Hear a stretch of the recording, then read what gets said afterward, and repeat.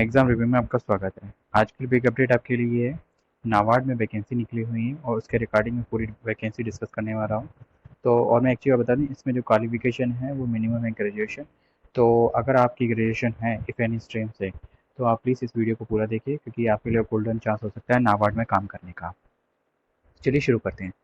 इसमें देखिए जैसे कि ऑफिशियल नोटिफिकेशन मैं दिखा दूँ, ये ऑफिशियल वेबसाइट है, यहाँ से मैंने ये नोटिफिकेशन डाउनलोड किया है। ठीक है। और मैं इसका लिंक डिस्क्रिप्शन में भी दे दूँगा। ठीक है, जैसे स्टार्ट करते हैं। डेवलपमेंट ऑफ असिस्टेंट और असिस्टेंट डेवलपमेंट इन हिंदी, मतलब development assistant development assistant Hindi, दो तरीके की पोस्ट हैं। ठीक है। इससे इम्पोर्टेंट डेट्स क्या हैं, इनके जो एप्लीकेशन स्टार्ट है 15 तारीख से स्टार्ट हो चुका है और 10 तारीख लास्ट डेट है। ठीक है guys? जैसा कि थोड़ा सा देख लेते हैं, और 6 तारीख प्रीलिम्स की पेपर की। ठीक है। और पेमेंट करनी सबकी 10 अक्टूबर। ठीक है। और जो मेंस की जो एग्ज़ाम डेट है ना, वो ये कह रहे हैं कि इनकी नाबार्ड की साइट पे एग्जैक्ट बता देंगे, नहीं तो तुम्हारा भाई भी इसमें आराम से बता देगा। ठीक है। अभी नहीं आई है, अभी ऑफिशियल डेट नहीं आई है अनाउंस के लिए। आप देख लेंगे डेवलपमेंट पोस्ट, जैसे कि दो है ना, हिंदी और ये डेवलपमेंट पोस्ट असिस्टेंट केवल। तो इसमें देख लीजिए, इसमें जो टोटल पोस्ट आपकी निकली है अलग अलग स्टेट के हिसाब से निकली है, स्टेट रीजन के हिसाब से। ठीक है, मैं आपको दिखा देता हूँ। जैसे कि आंध्र प्रदेश में 6 हैं, असम में 2 हैं, बिहार में भी 2 हैं, छत्तीसगढ़ में 3 है, गोवा में 1 है, गुजरात में 7 है, हरियाणा में 4 है, कर्नाटक में 4 है। ये एट द रेट लगा हुआ है, इसके बारे में मैं आपको बताऊंगा। 1 2 3, आगे 3 भी लगेंगे। एमपी में 8 है, मध्य प्रदेश में 75 है, मध्य प्रदेश में सबसे ज़्यादा है। ठीक है। मणिपुर में 1 है, नागालैंड में भी 1 है और न्यू दिल्ली में 2 है। ठीक है। न्यू दिल्ली में 2 हैं, और उड़ीसा में 4 हैं, पंजाब में 5 हैं, राजस्थान में 8 हैं और तमिलनाडु में 7 हैं और तेलंगाना में भी 7 हैं और उत्तर प्रदेश में 9 हैं। इसमें 3 एट द रेट लगे हुए हैं। ठीक है। उत्तराखंड में 5 हैं और वेस्ट बंगाल में 12 हैं। टोटल पोस्ट 173 हैं। 80 जनरल की है, 21 एस टी की है, एस सी की है सॉरी, 11 एस टी की है, 46 ओबीसी है और 15 ईडब्ल्यूएस है। ठीक है। अब देख लिए एक एट द रेट का क्या मतलब है। Karnataka include 2 vacancy of R O and Bengaluru and 2 vacancy of bird Mangaluru. ठीक है। मतलब जैसे कि इसमें जैसे कि जो वैकेंसी दी गई है वो 2 जगह रिजर्व है। ठीक है। जैसे कि कर्नाटक में आपने देखा होगा, कर्नाटक में 4 वैकेंसी है, 2 कहाँ के लिए, 2 मंगलुरु के लिए और 2 बेंगलुरु के लिए। महाराष्ट्र में 3 वैकेंसी हैं जो कि आर ओ और 1 पुणे के लिए, और 72 हैं एच ओ पुणे के लिए, और हेडक्वार्टर एच ओ के लिए मुंबई। इसमें 8 वैकेंसी है उत्तर प्रदेश आर ओ। ठीक है, Lucknow and 1 vacancy for N B S C के लिए, लखनऊ के लिए। ठीक है, तो इस तरीके से है थोड़ा चेंज।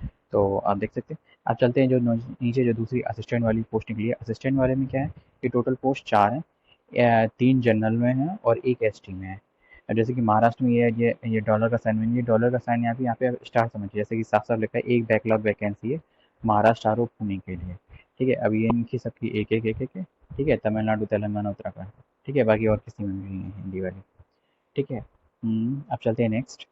नेक्स्ट अपने क्या है, इसमें एस सी एस टी जो भी नहीं। हाँ, एक और चीज़ मैं आपको बता दूँ, जैसे कि ई डब्ल्यू एस है ना, और जो ओ बी सी सर्टिफिकेट है, एस टी का सर्टिफिकेट है। ठीक है। तो इन ये दोनों सर्टिफिकेट इसमें लिखा हो तो मैं आपको बताता हूँ इन दोनों के लिए। तो उनका जो सर्टिफिकेट है 1 अप्रैल 2022 के बाद का बना हुआ चाहिए। ठीक है। इन दोनों के लिए ये कंडीशन है। अ, बस यही आपको बताना कि जैसे कि अगर आप सर्टिफिकेट लेते हैं तो आपको 1 अप्रैल 2022 मतलब इसी साल का। ठीक है। अगर जैसे कोई भी आर्म फोर्स से रिटायर्ड 1 सितंबर 2023 को हो रहा है ना, तो वो इसमें एलिजिबल है। एक्स सर्विस मैन इसमें नहीं आते हैं, तो वो इसमें एलिजिबल है। 1 साल पहले ही लगभग हो जाता है ना उनका, कि आप 1 साल पहले से कर सकते हो। अब जैसे कि एलिजिबिलिटी क्राइटेरिया है। ठीक है। एलिजिबिलिटी क्राइटेरिया में क्या है, आपकी जो एज है वो 1 सितंबर 2022 से कैलकुलेट की जाएगी। 21 से 35 के बीच में होनी चाहिए। और फिर भी आप अगर कैलकुलेट करने में आपको कोई भी दिक्कत हो रही है तो मैं सीधा आपको बता दूं, जिसकी भी डेट ऑफ बर्थ 2 सितंबर 1987 से 1 सितंबर 2001 के बीच में अगर वो है ना, उसकी डेट ऑफ बर्थ, तो वो इसमें एलिजिबल है। शॉर्टकट तरीका। ठीक है। परेशान होने की कोई ज़रूरत नहीं। बाकी जो अपना एज रिलैक्सेशन है ना, वो आप अपनी कैटेगरी के हिसाब से आप देख सकते हैं। जैसे कि एस टी के लिए, एस टी और एस सी के लिए क्या है, 5 साल का। ठीक है। ओ बी सी के लिए है 38, सॉरी 3 साल का। PWD और एक्स सर्विस वन के लिए 5-5 साल इसमें ऐड हो जाते, 10-10 साल इसमें ऐड हो जाते हैं। ठीक है, वो जनरल में भी चलता है PWD। ठीक है, अब मैं थोड़ा एजुकेशन क्वालिफिकेशन आपको बता दूँ। ठीक है, देखो मैंने जैसे कि मैंने बता दिया था, bachelor degree in any discipline मतलब मिनिमम मार्क्स 50%। ठीक है, और बस यही चीज़ आपको मतलब मैन चाहिए, आप बस इतना समझ के चलिए। ठीक है, सेम यही थी कि इसमें भी है कि bachelor degree from recognised university in Hindi and English medium with the Hindi and English as a compulsory subject। ठीक है, as elective with the minimum 50% marks. इन्होंने ये बोला, और bachelor degree in Hindi and English main subject and 50% marks. इन्होंने ये बोला जो हिंदी वाला ही है ना, इसमें आपका जैसे कि जब आप बैचलर डिग्री करेंगे ना, तो उसमें आपका हिंदी या इंग्लिश दोनों में से कोई एक सब्जेक्ट होना कंपलसरी है। उन्होंने ये चीज़ बोल दी है, दैट्स इट। और आपको ट्रांसलेट करना आना चाहिए। Candidate must able to translate from English to Hindi, ये बताते हैं इसमें सीधे सीधे बोल दिया है। थोड़ा सिलेक्शन स्कीम ऑफ सिलेक्शन देख लेते हैं। ठीक है, स्कीम क्या है? स्कीम सिंपल है, प्रीलिम्स है, मेंस है, इसमें दोनों में सिलेक्शन प्रोसेस सिलेबस से रिलेटेड रिगार्डिंग ये है ना। तो इंग्लिश में आप इंग्लिश 40 क्वेश्चन आएंगे 40 नंबर के, मैथ में भी, न्यूमेरिकल एबिलिटी भी 30 क्वेश्चन 30 नंबर के, रीजनिंग में भी 30 क्वेश्चन 30 नंबर के, 100 क्वेश्चन 100 मार्क्स के आएंगे, 60 मिनट में करने पड़ेंगे। इसमें कंपोजिट टाइम ऑफ 60 मिनट। ठीक है, कंपोजिट है, मतलब कंपोजिट है, इसका मतलब ये आपको 60 मिनट पूरे मिलेंगे, आप कुछ भी आगे पीछे करके कर सकते हो। मतलब आपको 60 मिनट में पूरे 100 क्वेश्चन करने हैं, आप आगे पीछे करके कर सकते हो। कोई सेक्शनल टाइमिंग नहीं है, जैसे कि 20-20 मिनट पर्टिकुलर सब्जेक्ट के लिए दिए गए हैं। मेंस में क्या होगा? मेंस में आपका रीजनिंग का होगा 30 नंबर का, क्वांटिटिव होगा 30 नंबर का, जनरल अवेयरनेस होगा 50 नंबर का, जिसमें एग्रीकल्चर एंड रूरल डेवलपमेंट का बैंकिंग रिलेटेड आएगा। ठीक है, कंप्यूटर नॉलेज चाहिए 40 नंबर की, 40 क्वेश्चन आएंगे। ठीक है, और टेस्ट होगा, डिस्क्रिप्टिव पेपर होगा इंग्लिश लैंग्वेज का, जिसमें कि ऐसे प्रेसेस रिटन रिपोर्ट्स या लेटर राइटिंग आ पाएगा, जो कि 50 नंबर का होगा। टोटल आपका 20 नंबर का होगा।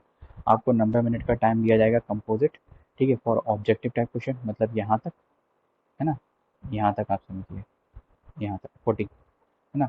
और 30 मिनट्स दिए जाएंगे फॉर डिस्क्रिप्टिव पेपर, मतलब ये 50 इस वाले फिफ्थ सेक्शन के लिए आपको 30 मिनट्स दिए जाएंगे। ठीक है, आप ये मान के चलिए, मतलब यही मान के क्या जो है सो बता रहा हूँ। ठीक है, सेम प्रोसीजर सेम इसमें भी रहेगा, है ना, कोई खास चेंज नहीं है, थोड़ा सा चेंजमेंट है वो आपको दिखा देगा। जैसे कि जो प्रीलिम्स है दोनों में सेम रहेगा, जैसे कि नहीं नहीं नहीं, थोड़ा चेंज है मैं आपको बता दूँ।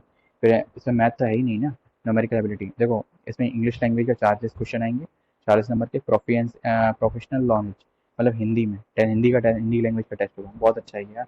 जिसको हिंदी आती है उसको ये फॉर्म जरूर भरना चाहिए।